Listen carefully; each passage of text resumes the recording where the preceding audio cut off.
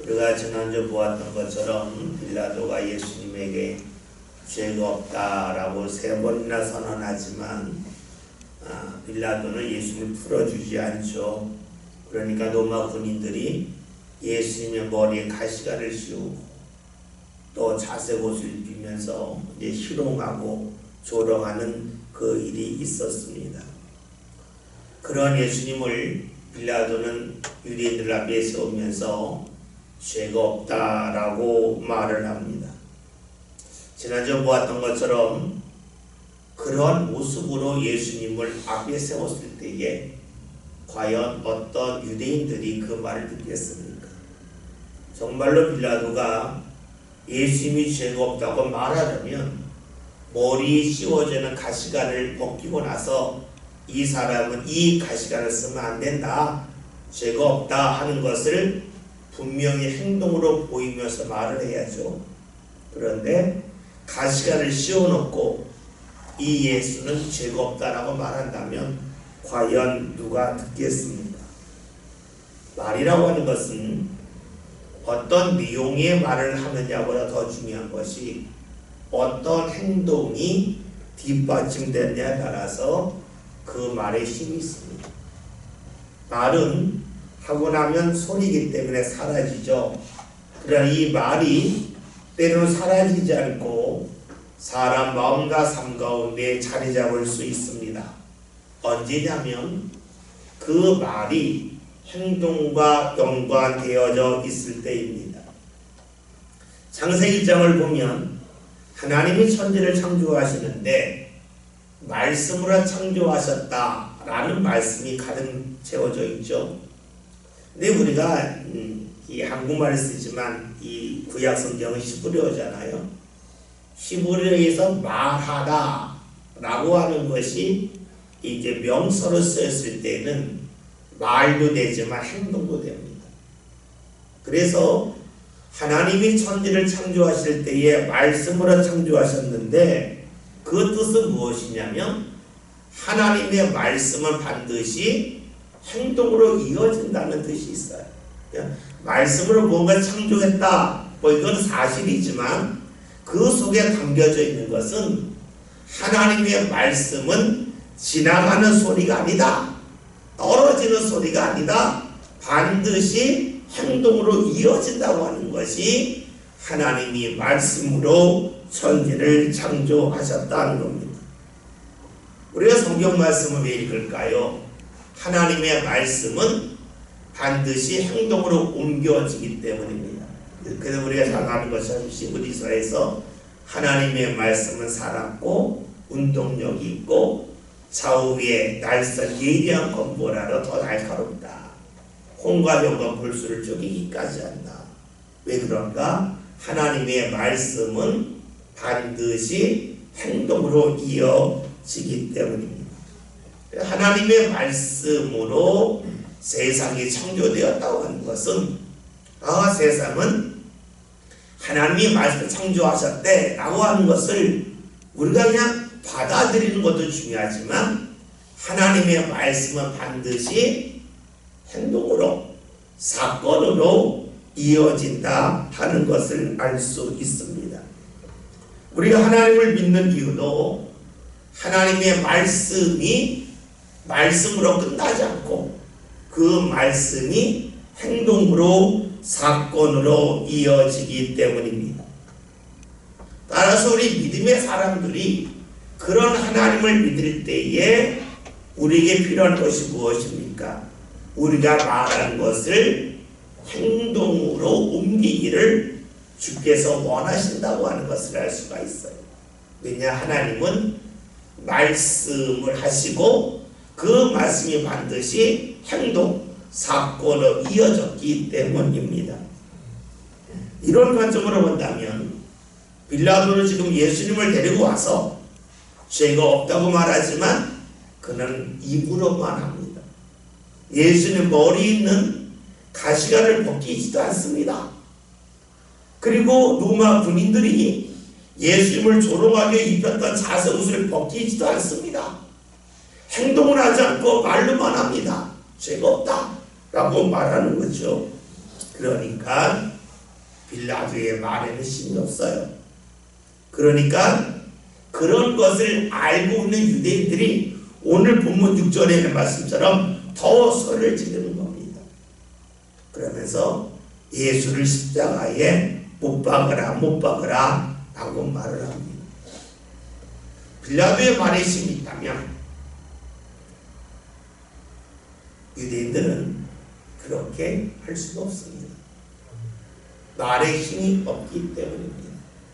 말에 힘이 없는 이유는 빌라도가 어떤 행동도 하지 않았기 때문입니다. 오늘 우리의 말의 힘도 어디에서 나올까요?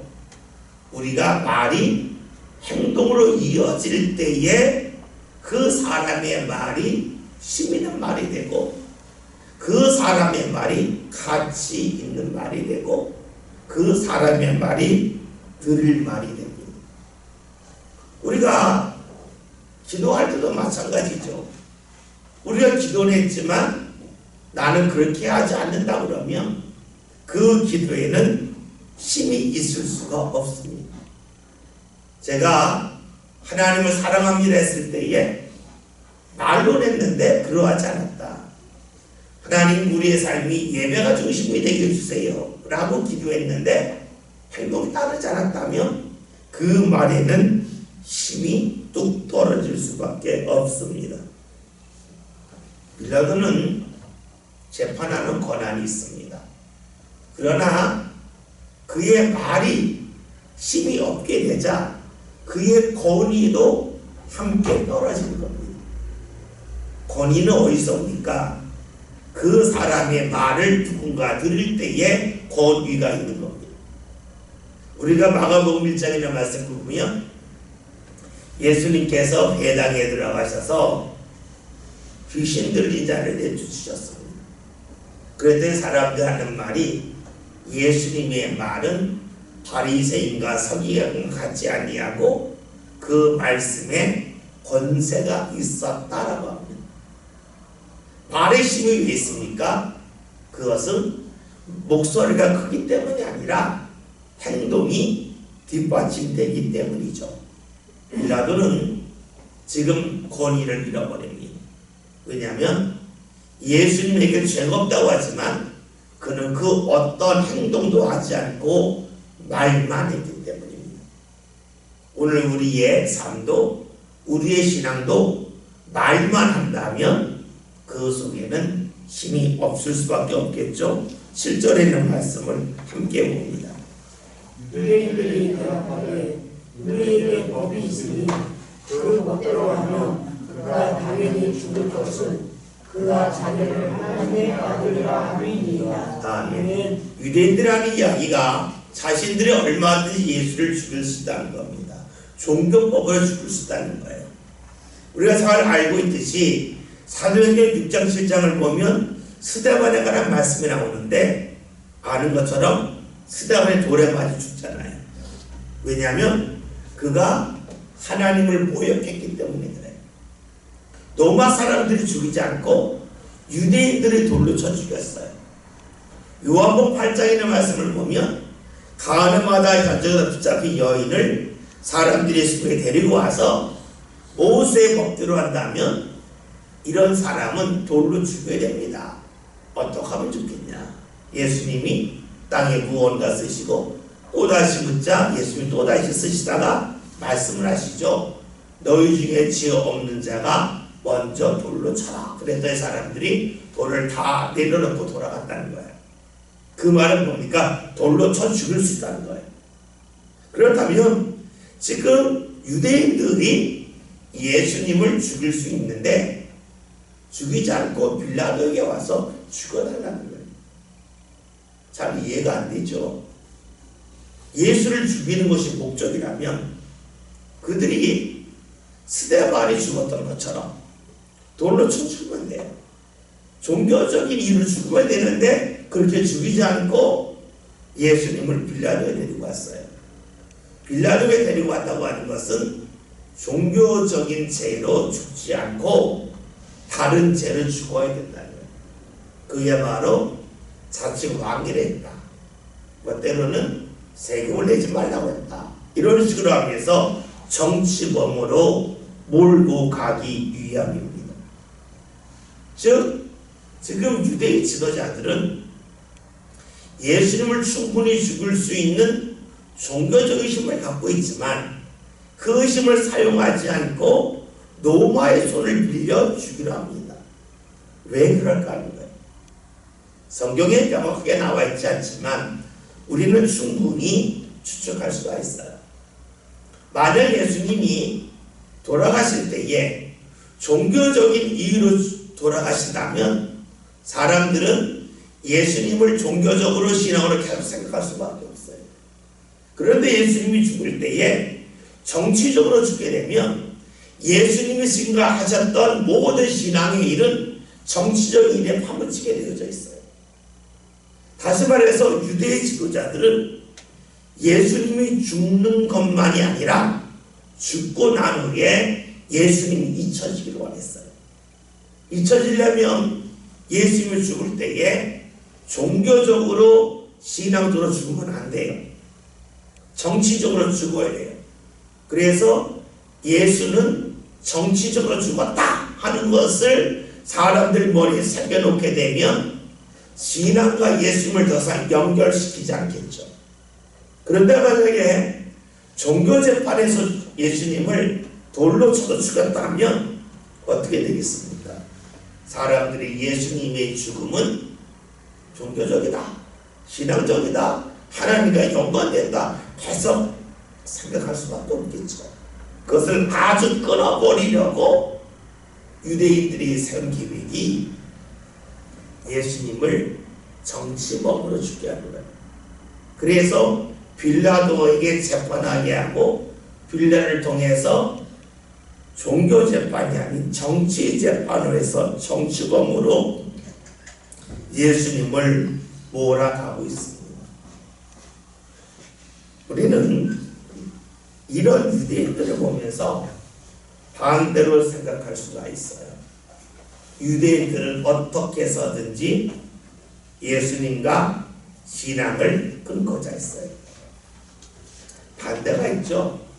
방송을 보면 배우들이 새로운 영화를 찍고 나면 각종 토크쇼에 나와요. 연애 프로그램에 나와요. 그래서 재밌는 이야기를 준비해와서 하다가 맨 마지막이나 중간에 자꾸 영화 이야기를 해요. 그 사람들이 왜 나왔어요? 영화 홍보하려고 나온 거예요. 가수들은 신곡을 발표하면 또 나와요. 잡다한 이야기, 재밌는 이야기를 막 만들어가지고 나와요. 그리고 나서 계속해서 노래에 관한 이야기를 합니다. 무엇을 알 수 있습니까? 분명한 목적을 갖고 나온다는 거예요. 유대인들은 예수님을 죽일 때에 그냥 죽이는 게 목적이 아니에요. 예수님과 신앙의 관계를 완전히 정리하고 사람들의 마음을 정치적으로 확 돌리려고 했어요. 배우들이나 가수들은 어떻게 해서든지 자기가 관련되는 부분으로 사람을 이끌고 갑니다. 여러분, 교회가 어떤 곳입니까? 교회는 우리가 아는 것처럼 예수 그리스도가 머리가 되신 곳이 교회예요. 교회는 어떤 이야기를 해야 됩니까? 예수님 이야기를 해야 되는 거예요. 교회는 예수님 이야기하면 예수님의 가장 중요한 십자가와 부활을 자꾸 이야기를 해야 돼요. 영화 배우가 토크쇼에 나가지고 자기 영화 이야기하지 않고 그냥 일상적인 이야기가 들어갈 수 있어요. 그러면 그 영화 배우는 인기가 없어요. 왜 인기가 없습니까? 제작사에서는 어떻게 해서 영화가 흥행되게끔 하기 위해서 사방으로 뛰잖아요. 홍보비가 엄청나잖아요. 배우들이 그 일을 해주길 원하는 거예요. 가수들에게도 그런 일을 해주길 원하는 거예요. 제 친구 목사 중에 한 사람이 목회를 하다가 목회를 하지 않고 기독교 신문을 창단을 했어요. 그래서 그 친구가 기사를 많이 써요. 근데 그 친구가 기사를 쓰면 특징이 있어요. 뭐냐면 읽는 사람은 대강 읽었는데 기사 속에 나와 있는 사람은 관심도 안 있잖아요. 그래서 그 기사 속에 나와 있는 사람이 관심 가질 수 있도록 글을 써요.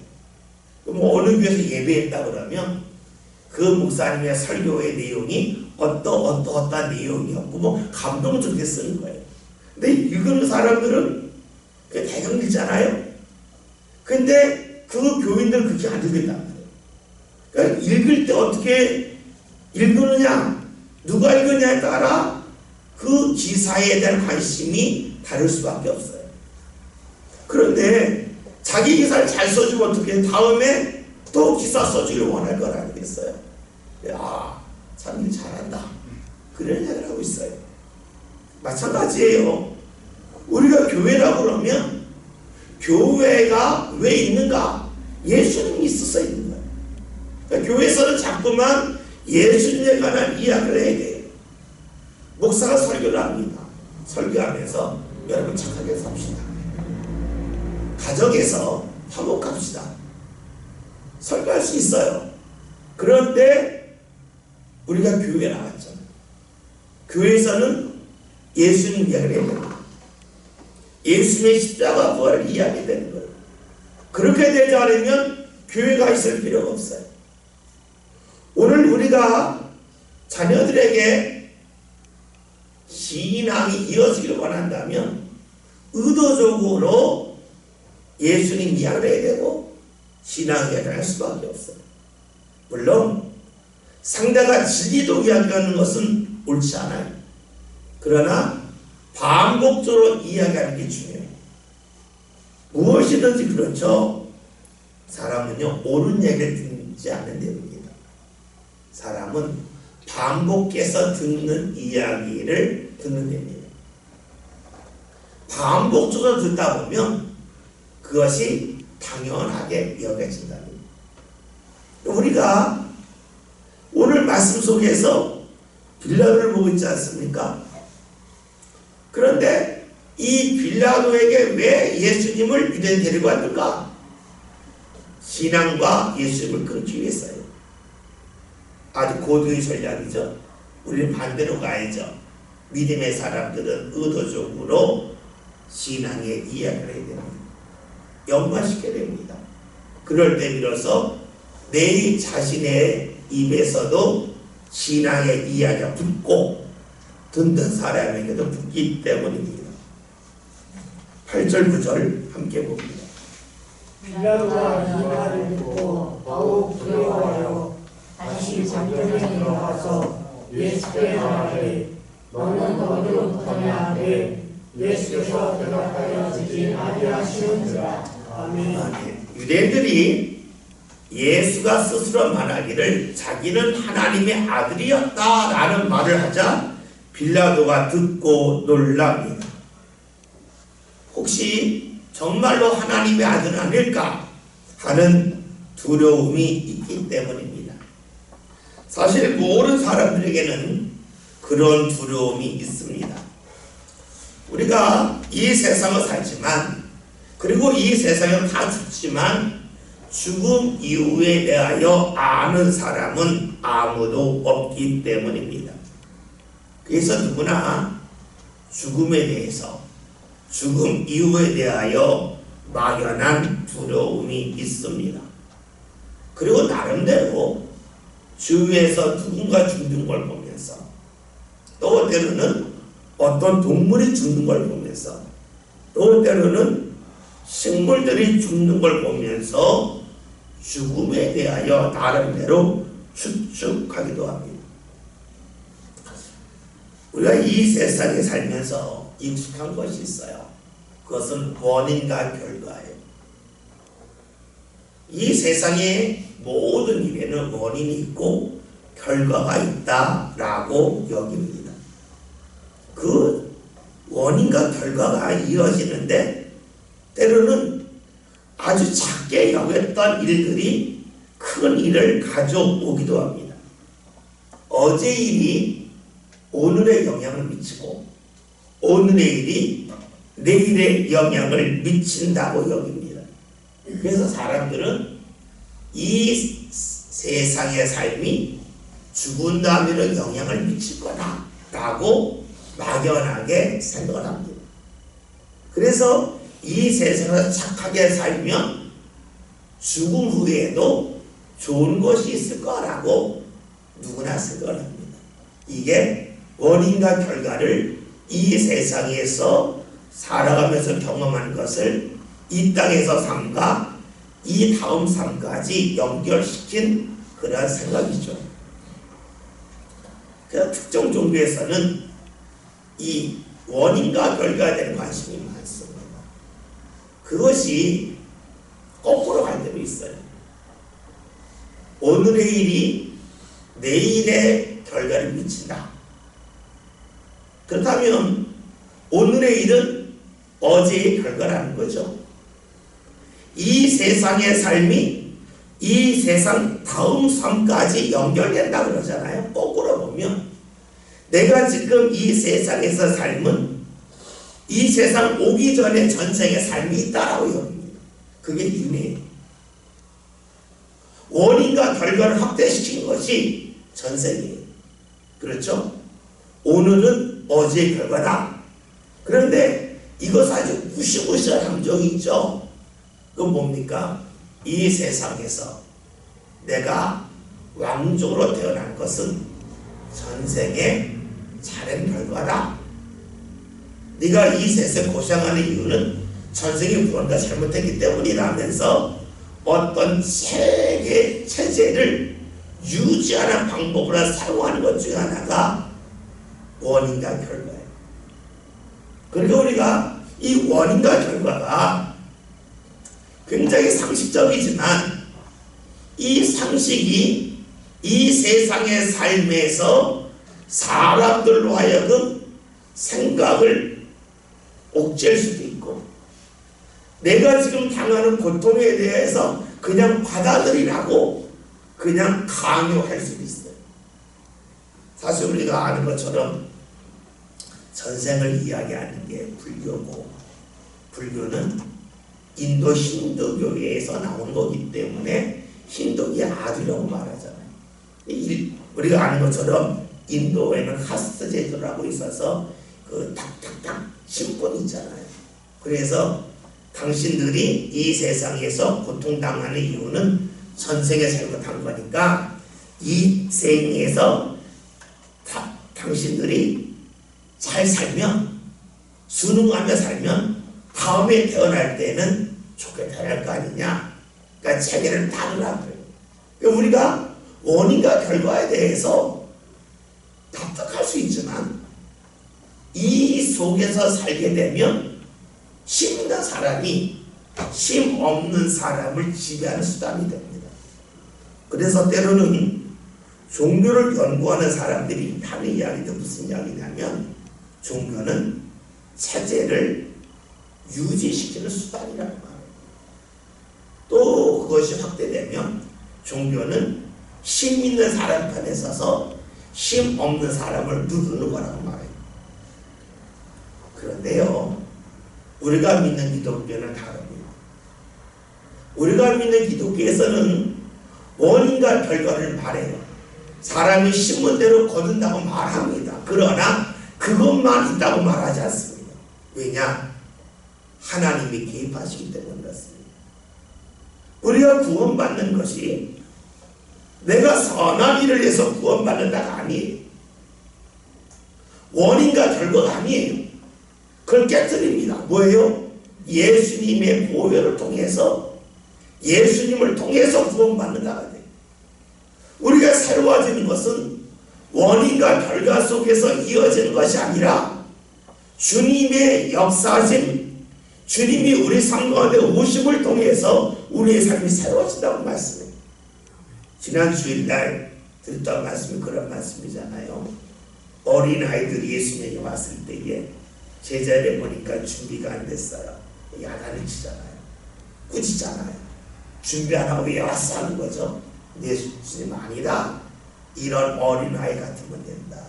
준비 없이 와도 괜찮다. 내게 오면 내가 다 받아준다. 그것이 바로 주님의 말씀이셨죠. 여러분, 우리가 원인과 결과를 말하는 것이 과학적인 것 같고 그것이 옳은 것 같지만 그 속에서 살아간다면 우리의 삶은 힘 있는 사람에게 늘 불종하며 살아야 됩니다. 그러나 우리가 믿는 신앙은 그렇지 않을 걸 완전히 깨뜨립니다. 사람이 행한 대로 거두는 것도 있지만 꼭 그런 것만은 아니라는 거예요. 그래서 우리의 구원이 행위에 있지 않고 믿음에 있다고 말씀하죠. 원인과 결과, 사람이 행한 원인, 어떤 일의 결과 이것만이 아니라 주님의 개입하심을 통해서 우리의 삶이 달라진다는 거예요. 그러기에 우리에게는 하나님이 있고 우리에게는 기도가 있는 거예요. 만약에 원인과 결과 속에서만 우리의 삶이 움직여진다면 기도할 이유가 없어요. 기도를 왜 해요? 그 원인이 될 수가 없는 거 아니에요. 여러분, 콩을 심어놓고 기도하면 팥이 되는 게 아니잖아요. 콩 심으면 콩이 나는 거잖아요. 왜 기도할까? 그것은 원인과 결과를 뛰어넘는 하나님의 역사가 있기 때문입니다. 지금 빌라도가 두려워해요. 왜냐하면 그에게는 막연한 믿음이 있어요. 막연한 신앙이 있어요. 그 신앙은 신문대로 거두는 그러한 신앙이 그에게 있어요. 그러니까 자신이 혼연한 신의 아들을 잘못되면 어떨까 하는 그 두려움 속에서 그는 자리 잡고 있죠. 빌라도처럼 사람 누구나 죽음 이후에 대해서 두려움이 있습니다. 그러나 우리가 기억해야 될 것은 우리의 신앙, 우리가 믿는 기독교에서는 원인과 결과를 뛰어넘는다는 거죠. 빌라도가 이제 예수님에게 묻습니다. 말씀을 보면 너는 어디로부터냐? 라고 묻습니다.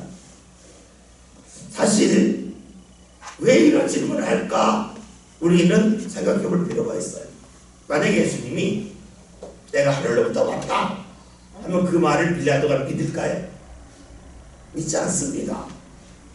그 증거를 보여도 말할 겁니다. 그러니까 지금 이런 빌라도의 질문은 자기 중심에서 나오는 질문이 아니에요. 불안감 속에서 나오는 질문이에요. 네가 정말로 하나님의 아들이냐? 네가 정말 하늘로부터 왔냐? 이런 질문을 하는 것은 예수님의 답을 듣기 위함이 아니에요. 자신이 불안하기 때문에, 자신이 두렵기 때문에 이것을 감추기 위하여 하는 질문입니다. 이런 질문에 예수님은 답하지 않습니다. 왜 답하지 않나요? 빌라도의 중심이 없기 때문에 그래요. 앞에서 말씀드렸잖아요. 빌라도가 너 어디로부터냐? 예수님이 하늘로부터다 라고 하면 빌라도 정말 그렇습니까? 하고 믿었을까요? 안 믿는단 말이에요. 그냥 궁금해서 불안해서 하는 질문이에요. 그의 말 속에는 진심이 없어요. 그의 말 속에는 자신의 삶이 모아져 있지 않아요. 그러니까 예수님이 묻지만 답하지 않으십니다. 우리 여기서 빌라도와 예수님 사이에 있었던 이 일이 오늘 우리들에게도 있을 수 있다는 거예요. 빌라도가 물었지만 예수님이 답하지 않았어요. 왜냐? 중심이 없잖아요. 우리가 하는 기도도 마찬가지 아니겠어요? 기도 주님이 물었어요. 그런데 내 중심이 없어요. 불안해서 하는 말이에요. 두려워서 하는 말이에요. 그냥 궁금해서 하는 말이에요. 이런 말에는 예수님이 답하지 아니하십니다. 그러기에 우리가 빌라도의 부름에 예수님이 답하지 아니한 이런 말씀은 오늘 우리들 삶 가운데서도 얼마든지 일어날 수 있음을 생각해 볼 필요가 있습니다. 10절 함께 봅니다.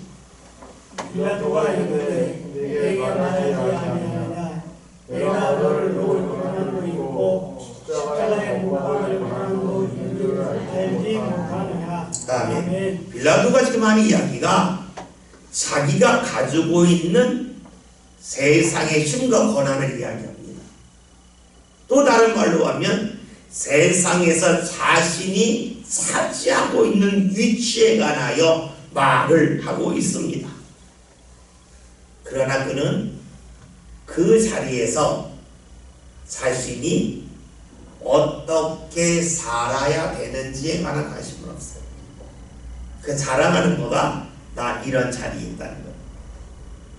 내 자리에서 너를 도와줄 수 있고 너를 붙잡을 수 있고 너를 십자가에 못 박을 수 있다라고 이야기합니다. 자리를 보고 있습니다. 그러나 왜 그런 자리에 있는지에 대해서는 전혀 말하지 않습니다. 자신이 예수님을 재판하는 자리에 있습니다.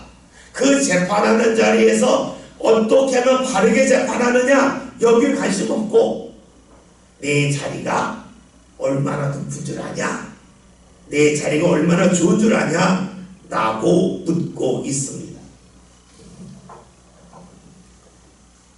빌라도는 자리에 관심이 많아요. 오늘 우리들도 이 세상을 살아가면서 그럴 수 있습니다. 내가 있는 자리에 관심이 많을 때가 있어요. 내가 있는 자리가 사회적인 위치의 자리가 있을 수 있고요. 또 때로는 경제적인 관점에서 볼 때 있는 자리가 있을 수 있어요. 경제 여유 있는 자리에 있을 수도 있고 좀 경제적으로 어려운 자리에 있을 수 있어요. 때로는 내가 좋아하는 사람이 있는 그런 곳에 내 자리가 있을 수도 있고 나와 마음이 안 맞는 사람들이 많이 있는 곳이 내 자리일 수도 있어요. 우리는 자리에 대하여 관심이 많아요. 지금 빌라도가 하는 거가 자리에 대하여 이야기합니다. 내 자리가 어떤 자리인지 아냐? 내 자리 힘 있는 자리다. 내 자리 너를 죽일 수 있고 살릴 수 있는 자리라고 말합니다. 그 자리에 왜 있는지 그 자리에서 무엇을 해야 될지에 관하여 그다지 관심이 없습니다. 우리가 신앙이 있다고 하는 것은 무엇을 말할까요? 하나님 저 좋은 자리 주세요 라고 하는 것이 신앙이겠습니까? 하나님 내가 있는 자리에서 좋은 것을 보게 해주세요가 신앙이겠습니까? 신앙은 자리 다툼이 아니에요. 신앙은 하나님이 내게 왜 이런 자리를 허락하셨는지 그 이유를 찾아가는 게 신앙이에요. 우리는 하나님이 어디든지 계시다고 합니다. 그러기에 하나님이 나를 어디든지 있게 하실 수 있어요. 만약에 하나님이 어디든지 계신 분이 아니라 특정한 자리에만 계신 분이라면 나는 그런 자리에만 있어야 돼요. 근데 하나님은 어디든지 계시기 때문에 어느 자리에든지 우리를 있게 하실 수 있어요. 그러면 하나님이 왜 나를 그런 자리에 있게 하셨을까? 이것을 묻는 게 신앙이에요. 하나님 저 이 자리 싫으니까 다른 자리 주세요. 자리 찾아가겠습니다. 이것은 신앙이 아니라고요. 왜요? 빌라도가 하는 것이 지금 그 자리에서 내가 무엇을 해야 되는지에 관한 관심이 없어요. 자리 자랑만을 하고 있습니다. 예수님의 기도가 무엇입니까? 겟세마네 기도 그렇잖아요. 아버지의 원대로 해주세요. 내 원이 아닌 아버지의 원대로 해주세요. 그 자리에서 하나님이 원하시는 일을 하게 해주세요. 그 자리에서 하나님의 뜻이 펼쳐지게 해주세요. 이것이 예수님의 기도였어요. 오늘 우리가 있는 자리가 힘들 수도 있고 편할 수도 있어요. 근데 중요한 것은 하나님이 나에게 왜 이러한 자리에 있게 하셨을까? 즉 내가 이 자리에서 무엇을 하는 것이 하나님의 뜻일까? 이것을 찾는 것이 진정한 신앙의 사람이라고 볼 수 있어요. 때로는 하나님께서 우리에게 힘든 자리에서 견디게 하실 때가 있겠고, 때로는 힘든 것을 넘어서게 하실 때도 있겠고, 때로는 그 자리를 피하게 하실 수도 있어요. 그러나 중요한 것은 내가 이 자리가 좋다 나쁘다가 있지 않습니다. 주께서 무엇을 원하시는가 있습니다. 빌라도는 내가 이런 자리에 있다 라는 것을 내세웁니다. 그러기 우리가 빌라도를 보면서 우리의 모습을 발견할 수가 있습니다. 우리도 이 자리에 가면 좋겠다, 이 자리에 가면 사람들이 부러워할 거다 할 수 있습니다. 근데 여러분, 우리가 늘 원하는 자리가 있고 별로 가고 싶지 않은 자리가 있잖아요. 근데 원하는 자리에만 있는 사람은요, 감사함이 없어요. 원치 않은 자리에 있어 본 사람이 감사할 수 있어요. 왜냐하면 자신이 어떤 일을 쉽게 한다고 할 때에는 누군가 준비한 게 있어서 쉽게 하는 거예요. 내가 밥을 먹는다 할 때에는 누군가 밥을 지었기 때문에 밥을 먹는 거고, 누군가 밥을 지으려면 누군가 농사를 지었기 때문에 밥을 내가 먹을 수 있어요. 다시 말해서 나는 밥 먹는 것만 할래 하는 사람은 밥 먹는 것에 대한 감사함이 없어요. 농사를 지은 것을 경험해 본 사람이 밥 먹는 것에 감사할 수 있어요. 우리가 어떤 일을 할 때에 단순한 일을 할 수가 있어요. 너무너무 단순한 일을 할 수가 있어요. 그때 우리는 이런 마음 들죠. 내가 왜 단순한 일을 해야 돼? 나는 더 고급적인 일이었는데, 나는 더 큰 일을 해야 되는데, 남들이 못할 일을 해야 되는데 내가 왜 이런 단순한 일을 해야 될까 하는 마음을 가질 수 있어요. 그러면 그 사람은 단순한 일을 한 사람에 대한 고마움이 없어요. 그런 사람을 무시할 거예요. 그런 사람을 사랑할 수 없을 거예요. 여러분, 우리가 자리에 관심을 갖게 되면 나보다 부족하다고 여기는 사람이 반드시 있을 것이고, 그 사람을 무시할 것이고, 또 반대로 나보다 뛰어나다고 여기는 사람을 바라보면서 늘 주눅들며 살 거예요. 신앙은 자리가 아닌 그 자리에 왜 있게 하셨는가를 묻는 거예요. 오늘 우리가 신앙생활을 하면서 나에게 왜 주께서 소망비 있게 하셨을까? 그리고 나에게 왜 이런 가정에서 나에게 있게 하셨을까? 왜 나에게 이런 남편을 주셨을까? 나에게 왜 이런 아내를 주셨을까? 자녀, 부모를 주셨을까? 이 부분을 우리가 생각하고 주님에게 물을 때 비로소 우리는 빌라도에서 벗어난 사람, 예수님이 가시기를 허락하는 신앙의 사람이 될 것입니다. 11절 함께 보겠습니다. 예수께서 나가시되 위에서 주지 않으셨다면 나를 수 없었으니, 그러므로 나를 내게 넘겨준 자의 주는 더 크다 하시니라. 아멘. 예수님은 자리를 자랑하는 빌라도에게 그 자리를 위에서 준 거라고 말합니다. 그러니까 그 자리를 부러워하신 게 아니라 위에서 주셨는데, 하나님이 주신 대로 거기에 걸맞게 네가 지금 하고 있느냐 하는 것을 묻고 계신 겁니다. 다시 말하면 예수님은 자리가 아닌 역할에 관하여 말씀하고 계십니다. 불신앙의 사람은 자리를 말합니다. 신앙의 사람은 있는 자리에서의 역할을 말합니다. 저와 여러분이 주님께서 나에게 있게 하신 자리에서 해야 될 일이 무엇일까? 감당할 역할이 무엇인가에 대하여 물을 수 있는 그러한 신앙의 사람이 될 수만 있다면 우리의 신앙은 하나님께서 기뻐하시는 신앙이 될 겁니다.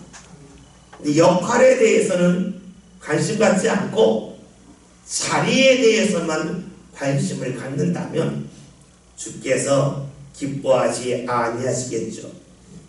오늘 말씀 11절 맨 마지막에 있는 말씀을 보면 나를 네게 넘겨준 자의 죄는 더 크다 하십니다.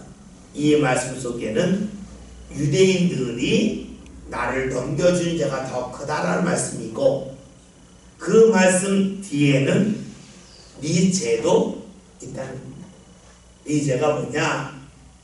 자리에 연연할 뿐이지 그 자리에서 무엇을 어떻게 해야 될지에 관하여 관심을 갖지 않고 거기에 대해 집중하지 않는 너의 죄도 있음을 주님이 말씀하고 계십니다. 주님께서 지금 빌라도의 죄를 지적하시는 겁니다. 은근히 지적하십니다. 네 자리에서 네 일을 하고 있느냐? 네 자리는 위에서 준 자리인데 하나님이 허락하신 자리인데 그 자리에서 네가 해야 될 일을 제대로 하고 있지 않지 않냐? 이것이 너의 죄다 라고 말씀하고 계신 거죠. 이 말씀은 오늘 우리들에게도 해당될 것입니다. 내가 있는 자리에서 내가 해야 될 일이 있습니다. 그 일에 대하여 우리가 관심 갖고 집중했으면 좋겠습니다. 교회에서 목사가 목사의 자리에서 해야 될 역할이 있습니다. 교회 장로, 권사, 집사, 성도들의 자리가 있습니다. 거기서 감당해야 될 역할이 있습니다. 그 역할을 감당하지 아니한다면 예수님이 빌라도에게 하시던 말씀, 다른 사람의 죄가 더 크다. 그러나 너에게도 죄가 있다. 물으신다는 거죠. 저와 여러분 있는 자리에서 주님이 내게 원하신 역할이 무엇일까? 그걸 알게 달라고 기도하시고 그 역할을 감당하고자 힘쓰는 저와 여러분이 꼭 되었으면 좋겠습니다. 자리 따라가는 그런 삶이 아니라 어떤 자리에서든지 하나님 계심을 믿고 그 자리에서 내가 감당해야 할 역할을 찾고 묻고 그것을 행하는 가운데 주님이 원하시는 신앙의 사람으로 함께 살아갈 수 있는 저와 여러분이 다 될 수 있기를 바라겠습니다. 기도합니다.